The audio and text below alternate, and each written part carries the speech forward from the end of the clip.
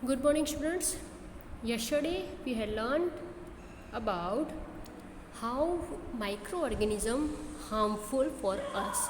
ठीक है, किस तरह से वो हार्मफुल है, किस तरह से वो हमें हार्म करते हैं. ठीक है. Now further topic is food prevention. How to food prevent. ठीक है, किस तरह से हमें फूड को प्रिवेंट करना चाहिए, कौन कौन सी मेथड है जो हम अच्छे से फूड को प्रिवेंट कर सकते हैं और यूज़ कर सकते हैं. In chapter 1 we had learned about the method used to preserve and store a food grain. ठीक है, ग्रेन को, ठीक है, फूड ग्रेन है उसको हम किस तरह से प्रिजर्व करते हैं और स्टोर करते हैं, उसकी सारी मेथड हमने क्या की थी, डिस्कस की थी. How do we preserve a cook food at all. अगर कुक फूड है, ठीक है, पूरी तरह से प्रिपेयर कर दिया है फूड को और उसको अगर हमें क्या करना है तो प्रिजर्व करना है तो किस तरह से करेंगे. You know that bread left unused under a moist condition is attack by fungus. वो हमने पहले भी डिस्कस किया कि अगर ब्रेड को हम लेफ्ट मतलब कि आउटसाइड में मॉइस्ट कंडीशन में अगर रख देंगे तो फंगस उस पर क्या करेगा, अटैक कर देगा. Micro organism spoil our food. तो फंगस है वो क्या है, माइक्रो ऑर्गेनिज्म, वो पूरी तरह से फूड को क्या कर देगा, स्पॉइल कर देगा. Spoil food emit bad smell and has a bad taste and change colour. Spoil food होगा वो अपना टेस्ट चेंज कर देगा, कलर चेंज कर देगा और स्मेल भी चेंज कर देगा. ठीक है, बैड स्मेल क्रिएट करेगा. इस spoiling of food a chemical reaction. अगर हम बोल सकते हैं कि this is a chemical process, chemical reaction, it's called chemical reaction. तो हम क्या बोलेंगे, येस और नो. यस, क्योंकि स्मेल कन्वर्ट हो गई बैड स्मेल में. ठीक है, देन वो कलर चेंज हो गया, उसका टेस्ट चेंज हो गया. ठीक है. नाउ चलो यहाँ पे एक हमें पहली bought some mangoes but she could not eat them for a few day. Later she found that they were spoiled and rotten. ठीक है, वो ख़राब हो गए. But she knows that the mango pickle her grand mother makes does not spoil for a long time. उसको पता था कि ग्रैंड मदर किस तरह से उसको मतलब कि किस तरह से वो प्रिवेंट करती थी तो वो स्पॉइल नहीं होते. शी इज़ कन्फ्यूज, वो कन्फ्यूज हो गई. Let us study the common method of preserving food in our home. We have save it from the attack of micro organism. चलो फर्स्ट मेथड कौन सी है, chemical method. Salt and edible oils are the common chemicals generally used to check the growth of microorganism. Salt or edible oil, salt और edible oil, ठीक है, वो common chemicals है जो हम जनरली यूज़ करते हैं. ठीक है, growth of micro organism. Therefore they are called preservatives, इसलिए उसको प्रिजर्वेटिव्स बोलते हैं. वी ऐड सॉल्ट और acid preservatives to pickles to prevent the attack of micro organism microbes. Sodium benzoate and sodium metabisulphite, ये केमिकल्स के नाम है बेटा. Sodium benzoate and sodium metabisulphite are common preservative.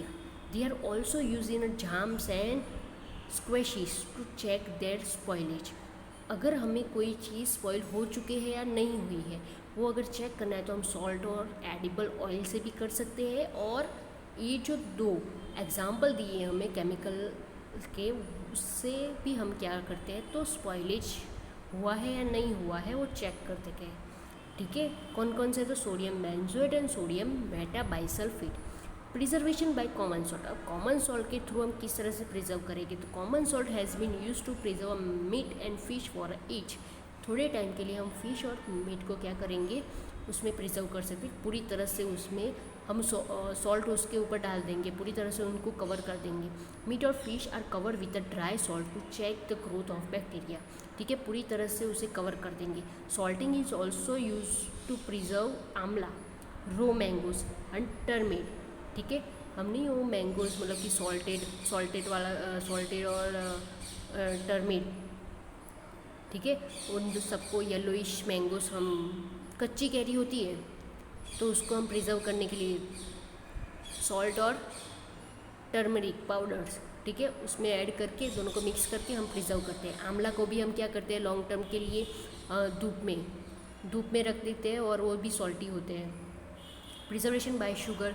Jams है, jellies है, squashes है, are preserve by sugar. Sugar reduce the moisture content which inhibit the growth of bacteria which spoil food. Jams है, jellies है, ठीक है, उसको preserve करने के लिए शुगर का यूज़ करते हैं। शुगर मेन काम क्या है शुगर का, तो reduce the moisture content which inhibit the growth of bacteria which spoil food. जो बैक्टीरिया स्पॉइल करते हैं फूड को, उसका ग्रोथ क्या करेगी, इनहिबिट मतलब रिड्यूस कर देना।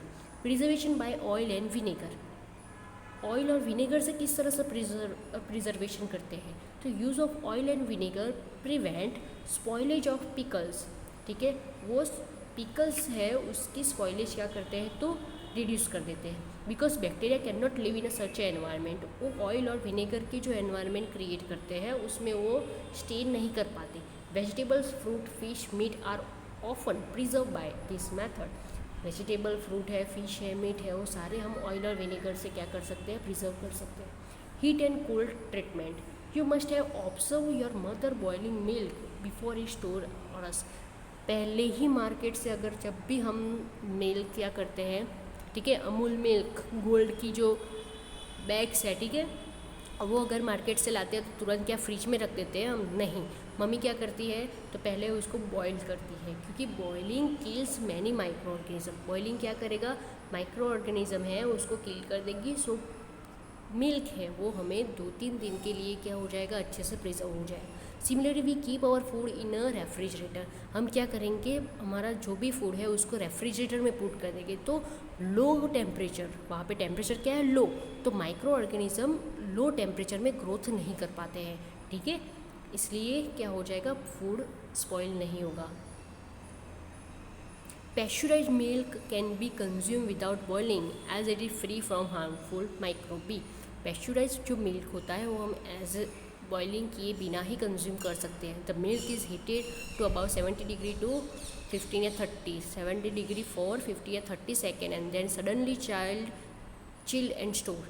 हम क्या करते हैं, उसको 30 डिग्री सेल्सियस पे क्या करेंगे, हीट करना स्टार्ट करने 50 या 30 सेकेंड के लिए, देन सडनली उसको चिल कर दो, देन स्टोर कर दो। By doing so this preserve the growth of micro बीज, माइक्रो ऑर्गेनिज्म भी कह सकते हैं। बॉयल कर हीट कर दिया तो माइक्रो ऑर्गेनिज्म थे वो क्या हो गए, किल हो गए। This process was discover by Louis Pasteur. This process was discovered by Louis Pasteur, it's called pasteurisation. इसलिए उसको कौन सी मेथड बोलते हैं, हम प्रोसेस बोलते हैं पेस्चुराइजेशन, ठीक है। Storage and packing, this days dry fruits and even vegetables are sold in a sealed air tight packet to prevent the attack of micro organism. कई सारे फ्रूट्स हैं, ठीक है, कई सारे ऐसे वेजिटेबल्स हैं, कई सारे इतने फूड आइटम हैं जो हमें एयर पैक, ठीक है, एयर टाइट पैकेट होते हैं, उसमें हमें क्या करते हैं, वो सेल करते हैं, क्योंकि अगर थोड़ी सी भी एयर उसके अंदर रह गई तो वो फूड को क्या करेगा, स्पॉइल कर देगा। क्योंकि माइक्रो ऑर्गेनिज्म अगर उसको हमने एटमॉस्फेयर अच्छे से दिया, एयर की ट्रांसफॉर्मर हमने उसको दे दिए, तो वो माइक्रो ऑर्गेनिज्म ग्रोथ होना स्टार्ट कर देगा और फूड को स्पॉइल करने। बट अगर एयर टाइट पैकेज होगा तो वहाँ से ना तो अंदर की एयर बाहर आ सकती है, ना बाहर की एयर अंदर जा सकती है, तो माइक्रो ऑर्गेनिज्म क्या हो जाएंगे, वहाँ पे ग्रोथ नहीं हो पाएंगे, ठीक है। इसीलिए ये बेस्ट वे है लॉन्ग टर्म के लिए, ठीक है। डन।